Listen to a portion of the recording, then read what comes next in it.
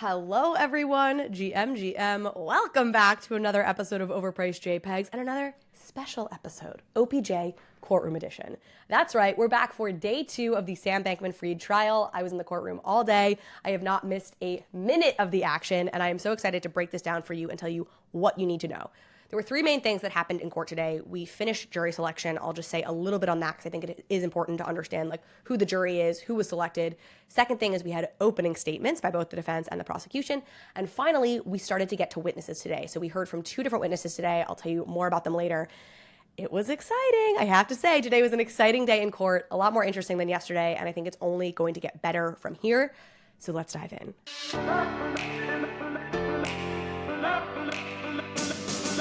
Okay, first up on the agenda of the day was finishing jury selection. So at the top of the day, we had about 50 potential jurors left that needed to get whittled down to 18. That's 12 actual jurors and then 6 alternates. Here's what's really interesting to me. The jurors that were selected, 9 out of the 12 are women. A number of them are parents.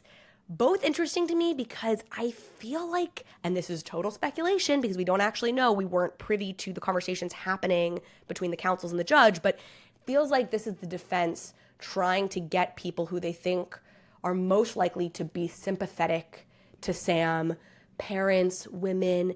Here's what's also interesting and feeds this impression of mine. Here are some of the professions of people who were selected to be jurors. Social worker, a woman who is currently a physician's assistant at a healthcare center, but who did missionary work in the Dominican Republic for 5 years. We have a stay-at-home mom who was a nonprofit fundraiser. There's a postal service worker, a high school librarian. There's also a man who has cancer, which I think is interesting because I think that is somebody who could be sympathetic to somebody who's facing losing the rest of their life. If you're thinking a little bit more about your own life and death and that kind of thing, who knows? Point is, compared to a lot of the professions we saw in these potential jurors, these are much I would say softer jobs, like social worker, a high school librarian. There were a lot of traditional finance people, tech people, legal people in that potential jury pool, and we disproportionately did not get those types in the final jury, which I just think is super noteworthy. I mean, as an example, some of the people this morning who were potential jurors, you had a Google engineer, you had somebody who had a PhD in computer science, you had somebody who was the general counsel for a massive Japanese electronic components company. Those are people who are probably a lot more sophisticated when it comes to understanding cryptocurrency and code than some of the other people who were on there, or at least professionally probably followed it more closely. Now, every potential juror was asked, do you have prior knowledge of this case, et cetera, et cetera. That all happened yesterday. So that information was disclosed. My point is, there's a particular set of skills that we're seeing predominantly on this jury. Okay, that's all I'm going to say about that. Bear in mind, that is total speculation. I don't know exactly how these conversations went down and exactly how these jurors were selected. Next up in the agenda for the day, we had opening statements by both the prosecution and the defense. I already talked about this in an earlier video I posted to Twitter when it was all fresh in my head and I had just heard the opening statements. I made this video during the lunch break. So let's hear it about opening statements from me. All right, day 2 of the trial of Sam Bankman-Fried. We have gotten opening statements. Both the defense and the prosecution presented opening statements, spoke to the jury, and here's what you need to know. I think the prosecution won opening statements, but I feel that way because they had a much simpler story, and just because the story is simpler doesn't necessarily mean it's right, but it does mean that you can understand it a little bit better in an opening statement format. So Nicholas Roos was the prosecutor who spoke for the prosecution in opening statements. His story was very simple. Basically, Sam took money from FTX and spent it like his own personal piggy bank on whatever he wanted. He spent billions of dollars of customer money, stole from thousands of customers to buy this lavish lifestyle and to cozy up with celebrities and to donate to politicians. And that was the story. And he repeated it over and over again. In fact, at one point, he quite literally repeated the phrase, he stole billions from customers, from thousands of customers. He was like, let me say that again. He stole billions of dollars from thousands of customers. But that theme we come back to again and again in what was, I think, about a 20-minute opening statement. His manner was quite forceful. It was definitely strong. It was had a little bit of I'm pissed off about this and you should be too, was sort of the undertone of his vibe.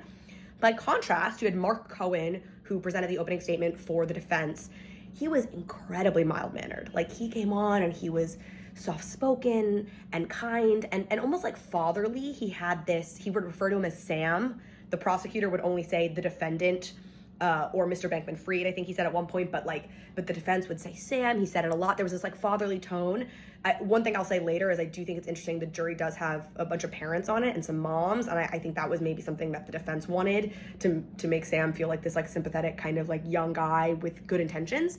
So the defense said that a bunch. They said, Sam was operating in good faith. The big takeaway from the defense that I got was like they were really trying to emphasize to the jury, yes, this looks bad in hindsight. It looks bad that Sam and his companies at one point had billions of dollars and that now a bunch of customers are out of their money, right? That looks bad on the surface, but don't just look at those like high level facts in hindsight and assume there was bad intention or anybody operated in bad faith or that an actual crime was committed here by Sam. He was definitely trying to say, hey, Sam at every given point in time acted in good faith. That was sort of his main message, and was like, as you consider the evidence moving forward and throughout this trial, please evaluate what it felt like to Sam at the time and not how it maybe looks or seems right now. Think about how he felt in the moment, the decisions he was trying to make in the moment.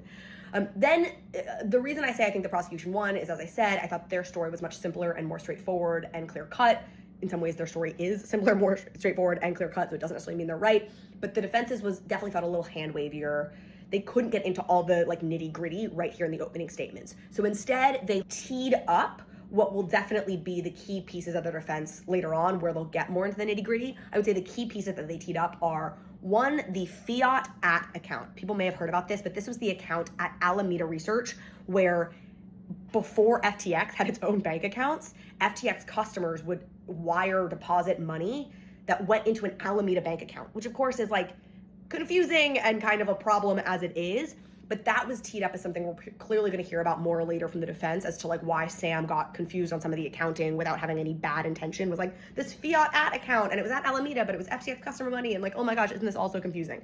The second thing that the defense brought up that's definitely being teased out as like something to exonerate Sam later on is margin traders, and the fact that in the terms and service at FTX, margin traders collateral, the collateral they put up, could be lent or given to other customers. So that was that's clearly something they're going to use to talk about like, well, like Sam was confused because you did have this collateral that could be sent to other customers, could be sent to Alameda, like da-da-da-da-da. That was something that got teed up. The price of crypto falling, this was definitely something the defense mentioned at several points, sort of like, part of the problem in this whole thing, the reason this all blew up was because crypto prices are very volatile and crypto prices blew up, and that was an exogenous shock that they couldn't have expected. And so that's something he's teeing up as like part of this story that was out of Sam's control. And then finally, I felt like he really tried to emphasize like there were 350 employees at FTX. This was not like a small shop where Sam had control over every element of what was happening. He emphasized that he was loosely involved in Alameda, but he really wasn't involved in the day-to-day. And again, there were 350 employees. Like Sam couldn't know what was going on at all given times and making every decision. Those are the highlights. Like I said, I felt like the prosecution was probably slightly more compelling. I think defense did a good job. Don't get me wrong. I think they have a much harder case, obviously. And I thought Mark Cohen was compelling, and definitely like there were times where I was like, all right, I'm sympathetic. I'm really trying to keep an open mind in this whole case. Like I'm not trying to go in with a preconceived notion, though I do know a decent amount about this, having followed the story for quite a while now. So anyway, that's the update. Those are opening statements. I hope you enjoyed this, and I will be back with a fuller recap at the end of the day, 10 or 15 minutes, going through everything, including the jury selection process. All right, I'm back. The only thing I will correct in that video that I just posted is I actually got the name of the prosecutor who did the opening statement wrong. It was not Nicholas Roos. It was actually Tan Ren. Ren was the last name, and because I knew Roos was one of the prosecutors, I kind of mixed it all up. So anyways, just correction on the name of Nicholas Roos is on the prosecution, but that wasn't who gave the opening statement. Okay, finally, I want to talk about the witnesses we heard from today. This was really interesting, and this is where you really start to hear both parties start to like flesh out their case. So we're going to get to that. But before we do need to hear a word from our amazing sponsor, Ledger, who is making all of this content possible. Thank you so much to Ledger. A word from them. Y'all know the phrase, not your keys, not your crypto. Well, in a world where too many people have had to learn that the hard way, Overpriced JPEGs is proud to partner with Ledger, the world leader in critical digital asset security. Ledger's Nano S Plus and Nano X hardware wallets, paired with the Ledger Live app, Ledger's own software for setting up your Nano device and managing your crypto assets, is the easiest way to start your crypto journey while maintaining full control of your digital assets. You can use all your favorite dApps with Ledger Live, accessing 15 plus Web3 apps, including 1inch, Paraswap, Lido, and Zerion. So you can not only manage, but also grow your portfolio. And Ledger Live is available on mobile and desktop. Securing digital assets shouldn't be complicated. Ledger is as easy as it gets. Uncompromising security, effortless connectivity, full transparency, Ledger is your one-stop shop to trade and track crypto, grow your assets, and manage NFTs. Secure your future with Ledger. Visit shop.ledger.com today or check out the link in the show notes.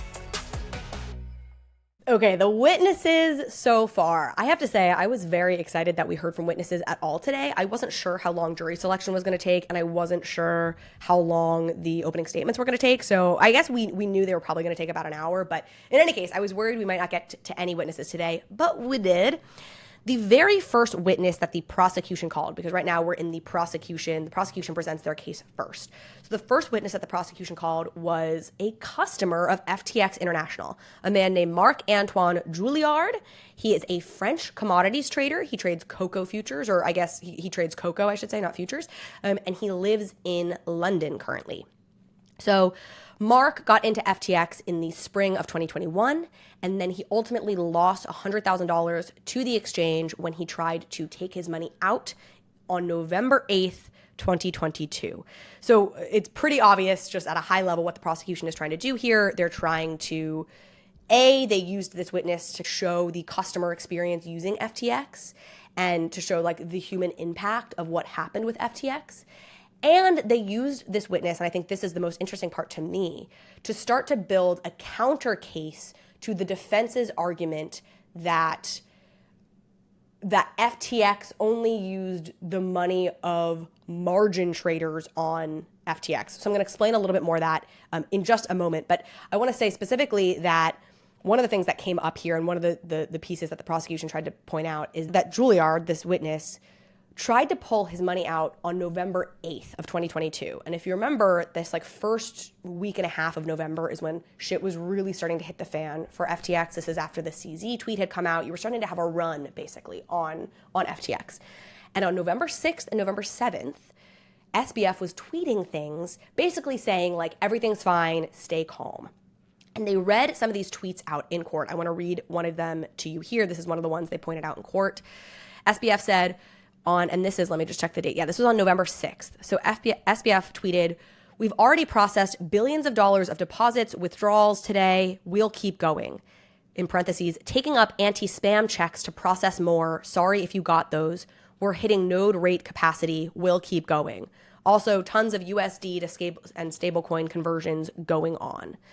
And so this is one of the tweets they read out in court, and they asked the witness, Julliard, did this tweet and a few others that they read out, were these the reasons you didn't pull your money out earlier? What impact did these have on your behaviors? And Julliard said specifically, yes, they absolutely had an impact on me. I believed them when I read them. This tweet that I just said, in particular, he said, made me think that any slowness, any issues that anybody else on Twitter was reporting was due to these anti-spam checks, that there were just technical difficulties going on. So this was a huge part of why I didn't try and take my money out. And then, of course, November 8th, I think things were starting to become even more clear.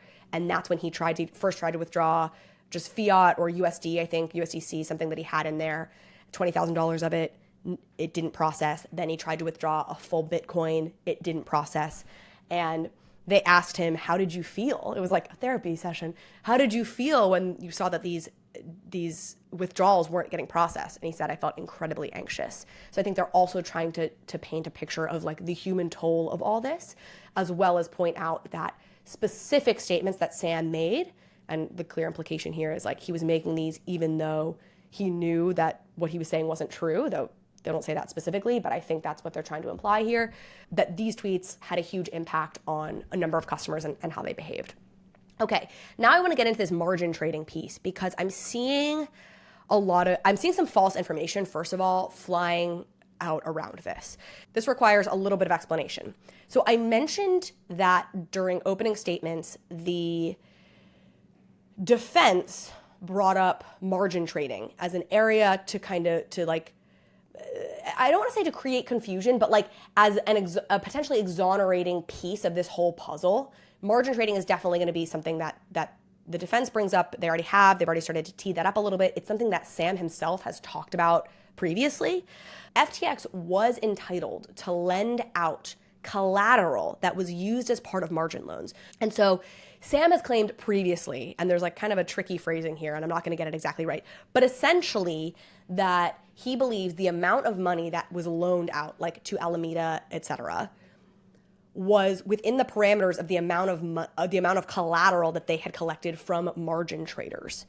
Now, the problem is that there was, and we haven't gotten to this in trial yet, but there was some commingling of funds, so it was kind of unclear like what was margin collateral, what were just customer deposits, whatever. But they're clearly going to try and make this point that margin trader collateral was part of the loans that were made. And so like, see, like SBF didn't think he was doing anything wrong. They were just lending out money from collateral.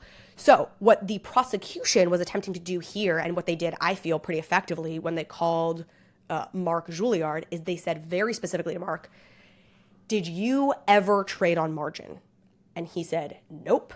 They said, what did you do? He said, I spot traded things like Bitcoin, but I absolutely never traded on margin. Now, there's confusion floating around because they did ask Mark to explain what margin trading is. So Mark gave a definition for margin trading, talking about leverage and borrowing money. And for some reason, that's gotten picked up and is floating around Twitter, where people are acting like he was saying he was borrowing money to create leverage. So it's now floating around like, oh, he was trading on margin because he just talked about leverage and borrowing. And so of course that money was lent out. And it's like, no. Those comments have been taken totally out of context. Those comments came only because he was specifically asked to define what margin trading is, to then assert that he had never, ever done that on FTX.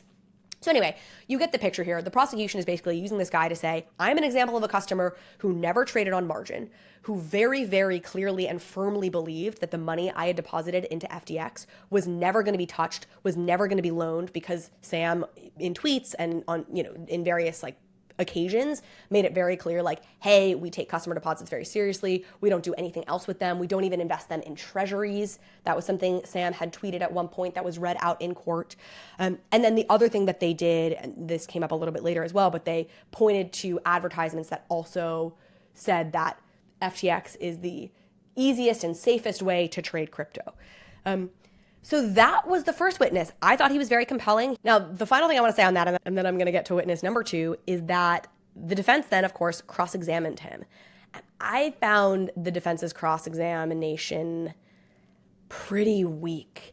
I want to give them the benefit of the doubt, but it felt like they started a couple of different lines of questioning where I was left being like, what was the point of this line of questioning? Now, maybe they were kind of fishing. They were hoping to get something out of it, and then nothing came of it, and so they had to kind of give up. But it was interesting. Like, they were asking him about his clients. He's a commodities trader. They were asking about some of the clients he trades for. And I was like, oh, like maybe they're going to try and discredit him in some way. Like, let's see where we're going with this. And then they just kind of went nowhere with it. They did try to make the point, like, hey, they asked him, you knew that trading crypto was risky, correct? And he said, yes, I knew that. And they even said, the firm you work for, that you do commodities trading for, won't let you trade in other kinds of assets. So you traded in crypto specifically because it was unregulated and kind of the Wild West. Isn't that right? And again, I'm paraphrasing these questions, but that was the gist. And again, he was like, yes. But then when the prosecution came up again to examine him one time after the defense had examined him, they did what they, of course, should have done, which is to say, yes, you understood crypto was risky because it's a volatile asset that can go up and down. But did you ever think that the risk you were taking was that FTX could take your money and lend it to others?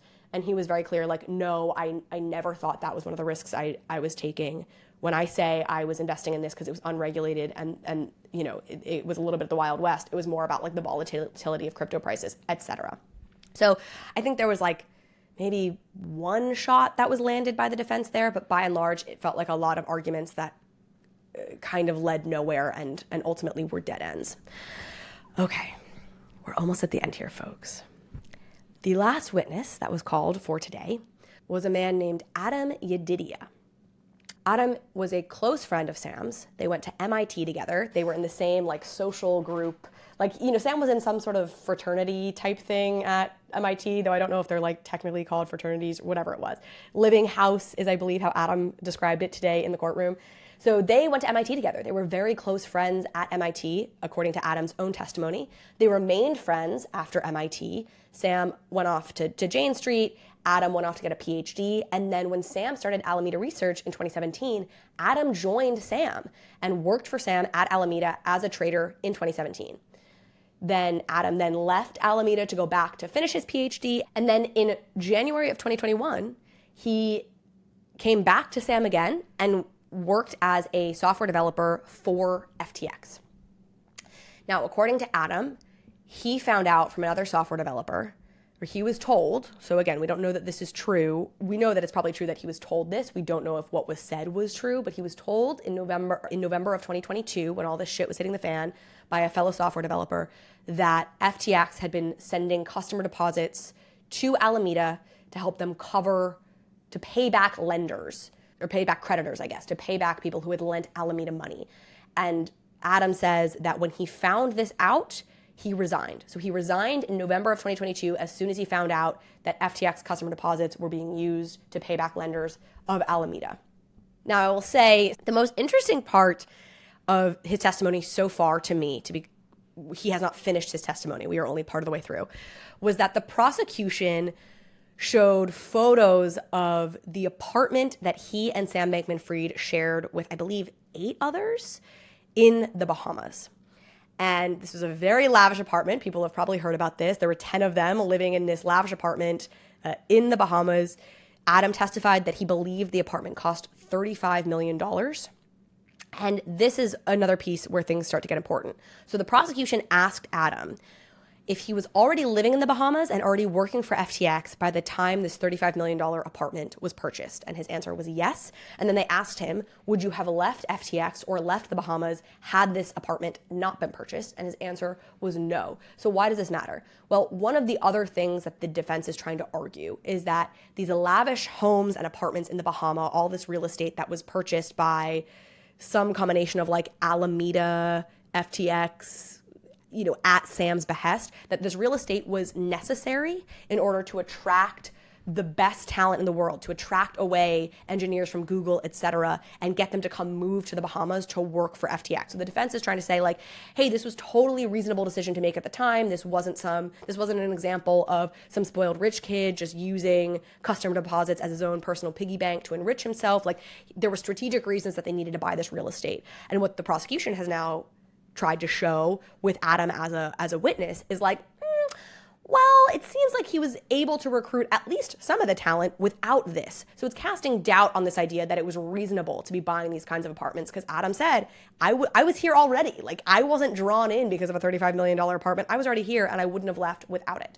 Now, we haven't heard the cross-examination yet. The prosecution hasn't even finished interviewing, or whatever the word would be, questioning, I guess, Adam. So we haven't gotten to the defense's rebuttal to any of this yet. But that was, I would say, the most interesting piece of that testimony to me, and pretty compelling. Like, I do think day one, the prosecution seems like it's definitely ahead. Again, my interpretation of that would also be that they have the much easier case to try and win here. There are questions, people in the courtroom, or people that I kind of talked to around who were in the courthouse today, were worried that maybe the defense is a little bit too mild-mannered. I mentioned that in the opening statements. I found him soft-spoken and mild-mannered. I kind of liked that for the opening statements, or at least I didn't mind it. I felt like it had this like paternal air to it. And given that they clearly got a lot of parents on the jury, I think he was trying to paint that picture. But I do feel like it was less effective in the one cross-examination that we saw. So it'll be interesting to see what happens when he gets a chance to cross-examine Adam. But that's it, folks. Those are the highlights. We got some good stuff coming up for the rest of the week. They did tease the fact that Gary Wang, who is one of SBF's inner circle, is supposed to be testifying. We'll probably get to his testimony this week.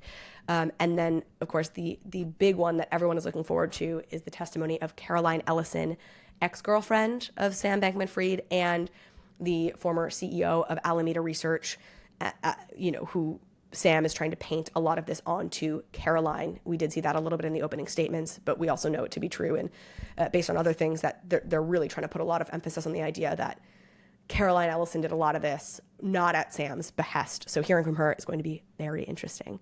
All right, folks, that's the show. As always, please let me know if you enjoyed this. Tweet at me at Carly P. Riley or comment below. Like it if you liked it. Subscribe if you liked it. And I'll be back tomorrow for more. Day 3 of the SBF trial.